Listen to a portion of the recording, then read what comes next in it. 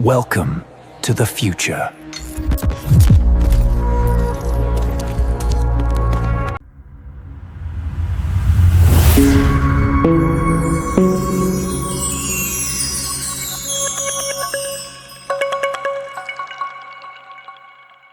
Welcome to 1337, the future of podcasts of longevity. I'm Max, your host, exploring the science of living longer. And I'm Sophia, diving into health hacks and ageless living tips. We're here to uncover the secrets to a vibrant, extended life. Okay, so let's dive into this. You've asked us to look into some pretty interesting stuff about diet and longevity. We've got a stack of sources here, mainly from a doctor named Ken Berry. Oh, yeah. And we've even got some insights from an assisted living expert who is putting these ideas into practice. Get ready, because this is where things get really interesting. I'm ready. I think what's really important here is to acknowledge just how much conflicting information is out there. Right. It can be so overwhelming trying to sift through it all and figure out what's actually true, especially when it comes to something as crucial as our health. Definitely. And one of the things Dr. Berry really hits hard on is the prevalence of what he calls nutrition lies. He dives into how these misconceptions can seriously impact our health, especially as we age. He doesn't mince words, and he starts by tackling the myth that meat causes disease. Interesting. It's interesting to consider our evolutionary history. Humans have been eating meat for millennia. Yeah. Dr. Berry points out that a lot of the negative press surrounding meat stems from observational studies, which can only show correlation, not causation. Just because two things happen at the same time doesn't mean one causes the other. Right, that's a key point. Correlation doesn't equal causation. I see that mistake all the time. Dr. Berry argues that our ancestors actually thrived on meat. So what changed? Well, he suggests it's more about how modern food production has changed, not the meat itself. Makes sense. And that brings us to another common misconception. The idea that diligently counting calories is the ultimate key to weight loss. We've all been there, meticulously tracking every morsel, feeling deprived, and maybe not seeing the results we hoped for. Oh yeah, the frustrating experience. I've definitely fallen for that trap before. But Dr. Berry points out that scales measure mass, not energy. He uses a memorable phrase. We need to eat fewer atoms, not just fewer calories. I like that. That's such a powerful way to put it. It shifts the focus from obsessing over numbers to understanding the composition of the food we eat. What are those atoms made of? Right. And how do those atoms actually impact our bodies? Exactly. He highlights the importance of focusing on satiating foods that keep us feeling full and satisfied.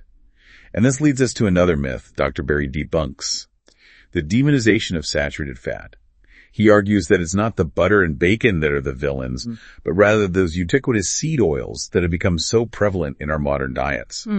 He even cites studies where replacing animal fat with vegetable oil actually led to negative health outcomes. Wow. It's pretty thought-provoking to consider that something we've been told is healthy for so long might actually be contributing to health problems. Really makes you think. Really challenges those long-held beliefs.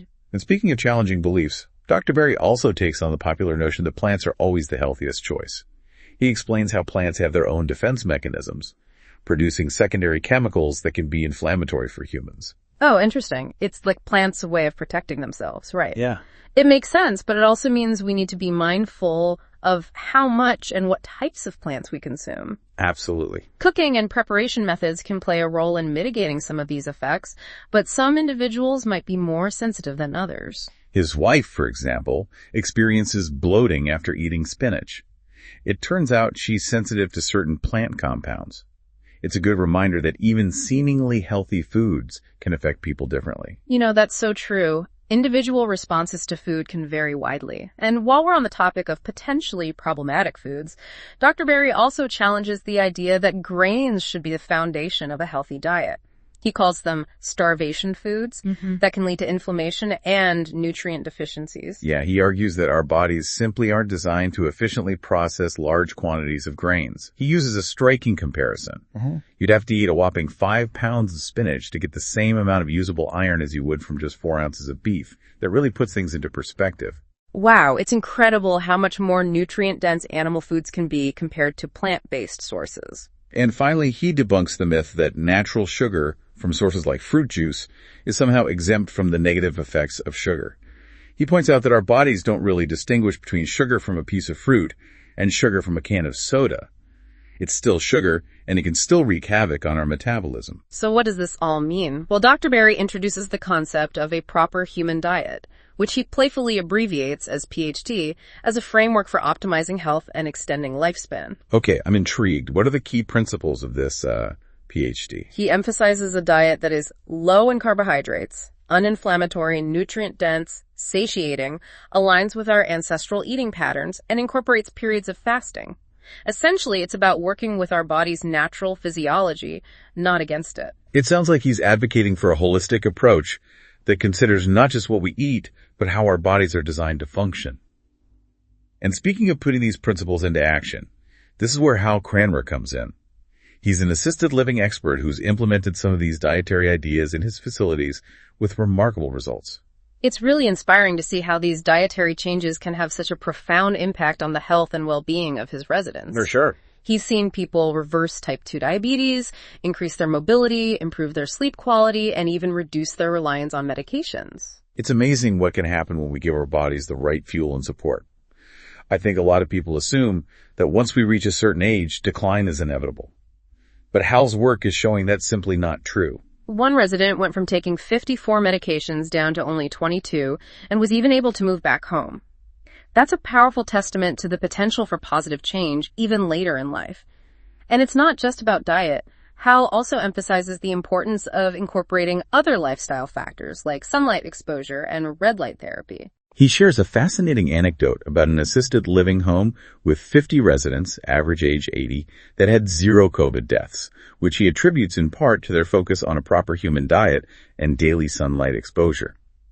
It really highlights how important it is to support our immune systems and overall health, especially as we age. It's a powerful reminder that we shouldn't underestimate the body's ability to heal and thrive when given the right environment and support.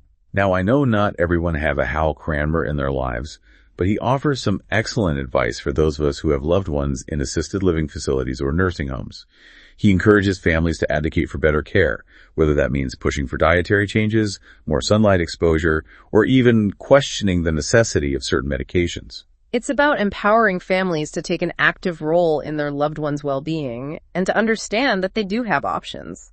Hal even suggests that smaller, independent assisted living facilities might be more receptive to these kinds of changes. It's worth doing some research and exploring different options. This is all great food for thought. Yeah, it's really eye-opening to see how Hal is challenging conventional thinking about aging and senior care. He's not just focused on extending lifespan, but on extending health span, the number of years we live free from chronic disease and disability. That's an important distinction. It's not just about living longer, it's about living well. And what struck me is how Hal emphasizes the importance of incorporating simple, natural approaches that anyone can implement, even if they're not in an assisted living facility. He's a big advocate for exercise, and not just for physical strength. Oh, yeah. He makes a compelling point about the connection between physical activity and cognitive function. He highlights the risk of sarcopenia, the loss of muscle mass and strength as we age, and points out that it can actually increase the risk of developing dementia. That makes sense. That's a sobering thought. It makes sense, though. Our brains need stimulation and blood flow, just like any other organ. And exercise helps with both of those things. It's not just about hitting the gym either. Hal encourages a variety of activities that get people moving and engaged. Like what? He talks about everything from walking and gardening to swimming and even weightlifting. It's about finding activities that people enjoy and making them a part of their daily routine. So true. It's about making movement a part of life, not just a chore. And speaking of incorporating new things into our routines, Hal also talks about the benefits of red light therapy, something I've been hearing a lot about lately. Oh, interesting. There's growing research suggesting that red light therapy can have a range of benefits, from reducing inflammation to improving sleep quality and even enhancing skin health. Hal has actually integrated red light therapy into his facilities. He has red light panels and even a red light helmet that residents can use. Wow. It's encouraging to see how he's embracing new technologies and therapies that have the potential to enhance the quality of life for his residents. He's also very focused on helping residents manage their medications. That's a huge issue for many older adults who are often on multiple prescriptions. Hal works closely with his medical team to review each resident's medication list and identify any that can be safely reduced or eliminated. It can be a delicate balance, as doctors are often hesitant to deprescribe medications, but Hal believes it's crucial to avoid over-medicating residents and to prioritize a holistic approach that addresses the root causes of health issues, rather than just masking symptoms. He shared that incredible story about a resident who came in on a staggering 54 medications. Oh, wow, yeah. They were able to reduce his medication load by more than half, which is a remarkable accomplishment. It's a powerful reminder that we shouldn't just passively accept whatever medications are prescribed to us. It's important to have open and honest conversations with our healthcare providers and to advocate for our own health. Absolutely. It's about taking an active role in our healthcare decisions and being informed consumers. Now, while Hal's work focuses on assisted living, he also has valuable insights for families caring for elderly loved ones at home. He emphasizes that many of the principles he implements in his facilities can be applied in a home setting as well. It's about creating a supportive and engaging environment that promotes physical and cognitive health. For sure. He suggests creating a nutrient-dense, low-carb meal plan, encouraging regular physical activity, and making sure loved ones get adequate sunlight exposure. It's about creating a lifestyle that supports healthy aging. And he also stresses the importance of continuing to challenge our loved ones both physically and mentally, helping them stay connected to their passions and interests, and treating them with respect and dignity, recognizing that they still have so much to contribute. It's about fostering a sense of purpose and meaning, which is so crucial for well-being at any age. And, that's a powerful message for all of us, regardless of our age or circumstances. It's about recognizing the inherent value and potential in every stage of life and empowering ourselves and those we care about to age with grace, vitality, and purpose. It's inspiring to see how Hal is reframing the narrative around aging. We're so conditioned to think of it as a period of decline, but he's showcasing how it could be a time of continued growth, exploration, and vitality. His work is a powerful testament to that. Yeah. He's demonstrating that we can age gracefully and maintain vitality well into our 80s, 90s, and beyond. And what's remarkable is that he's not relying on some, magical elixir or expensive treatments. He's emphasizing a holistic approach, utilizing simple, natural methods like diet, lifestyle modifications, and creating a supportive environment. It underscores the idea that we have more control over our health and longevity than we often realize. Yeah. And that control begins with taking responsibility for our choices, recognizing that what we eat, how we move, and how we manage stress all play a significant role in how we age. Absolutely. It's not about becoming fixated on every minute detail, but about making informed choices aligned with our values and goals for a healthy and fulfilling life. It's about finding that balance between savoring life's pleasures and taking proactive steps to care for ourselves. Finding that balance is key. And it might look different for everyone. Right. The important thing is to discover what works best for you and to stay consistent with those healthy habits. And as Hal emphasized, patience is crucial. He pointed out that it takes time to see the benefits of these lifestyle changes. It's not about a quick fix. It's about making a long-term commitment to nurturing our health and well-being. And it's never too late to begin. Even if we've made less than ideal choices in the past, we can always make positive changes that will benefit our health and longevity. It's like hitting the reset button on our health journey. We can't change the past, but we can choose to create a healthier future for ourselves starting today. It's empowering to think that we have the ability to shape our own aging process.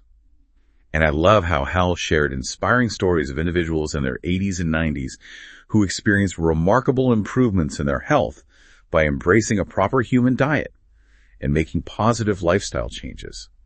It's a powerful reminder that our bodies have an incredible capacity for healing and regeneration when given the right tools.